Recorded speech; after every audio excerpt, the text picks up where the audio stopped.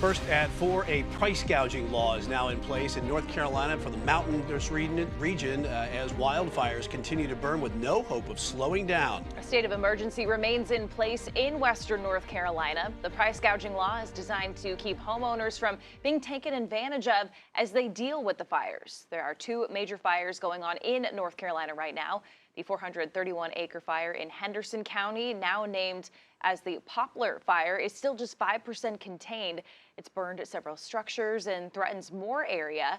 A larger fire in Cherokee County has burned more than 2,100 acres. Fortunately, that fire is in a more remote area and isn't causing any major issues. Fire crews say they are making progress despite the dry conditions. That's why you haven't seen the acreage increase, right? So it's down to bulldozer lines. We have some hand lines in there as well, and then the road network that's up there. So between all of those things, we have it hemmed up. We have fire lines and roads all the way around this fire, but we don't call it contained until we feel comfortable that the structural and the wildland firefighters can walk away and there's little or no chance of that fire getting out and forcing us to come back and do something.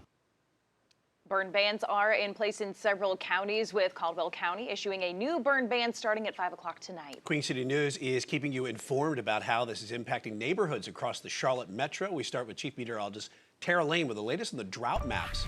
Yes, you can see that map behind me, a lot of yellow and even that orange. And it's really that orange footprint that's the area of most concern. That indicates exactly where we have the severe drought in place and the burn ban, as you mentioned, now including Caldwell County down through Burke County, good part of the foothills here, parts of Gaston, Cleveland County, heading into the southwestern corner of the state, obviously where some of those fires are burning, and down even through upstate South Carolina. As far as what we're seeing in the sky and the impact here locally and even out west, we just have that light smoky conditions. If anything, most of us not really seeing much of that around here, if any at all. And we take a look at the future smoke product, take it out in time, what we could see over the next couple of days.